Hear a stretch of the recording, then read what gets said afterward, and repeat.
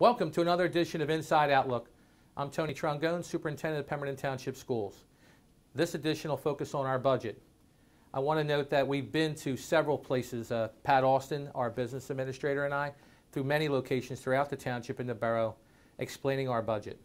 But this edition will just give you some highlights of the 17-18 school year budget. And at first, a focus on our Board of Education is providing transparency. So this is the user-friendly budget that's available to anyone in the public. And where would you get that? It would be on our website. And so you would go to our website, click on Departments, and you'll go to Business Office, and then you'll see where you can get this copy of the user-friendly budget and all the details of our budget for next year. And for some highlights. First of all, state aid, as of today, is still flat. There's still talk from Trenton of maybe having some cuts for Pemberton Township schools, but right now today, our state aid is flat. Locally, our local tax, there's been an increase of 2%. The township average assessed home will be an increase of $27 for the year, and for a borough home, the average assessed home will increase by $27 also for the year.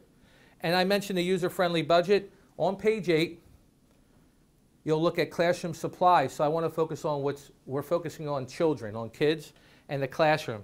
Last year, we spent $281 per student on classroom supplies and textbooks.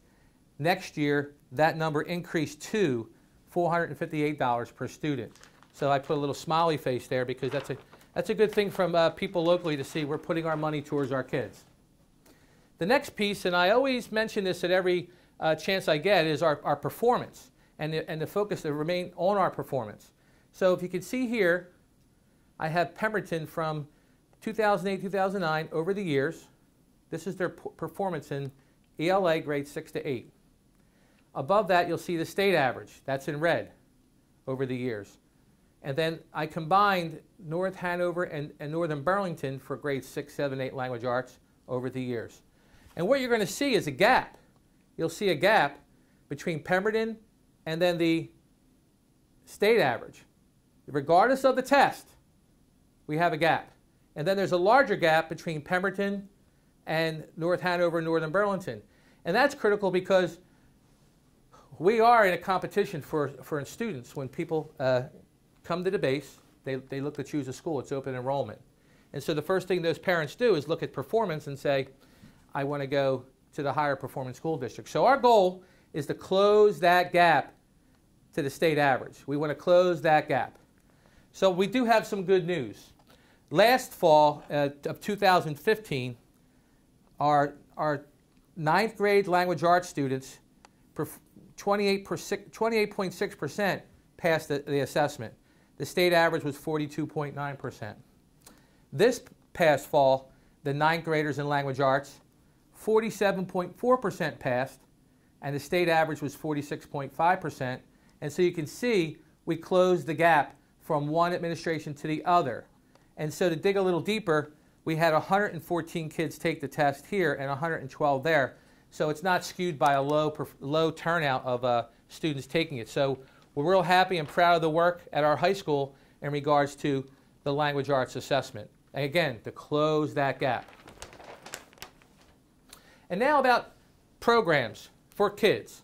So when I look here, you'll see reading at above grade level. You can see creating trauma-sensitive schools, character education, chronic absenteeism. They're programs we're going to continue to implement. And they cost time, but I want to focus on these parts right here.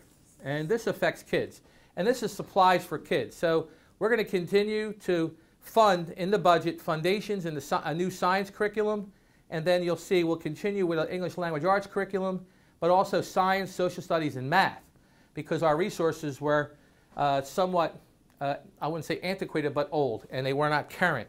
So the kids will be getting new resources in the curriculum so they're up to date with what they should be exposed to so they can be successful and be on the level with other school districts. So when you look at the budget, you'll see that we're putting money towards kids. And finally, staffing. There have been some questions about staffing. So I want to emphasize that through this demonstration that in the current year, this is a composition of a model of all the people in the district, teachers, aides, administration, bus drivers, mechanics.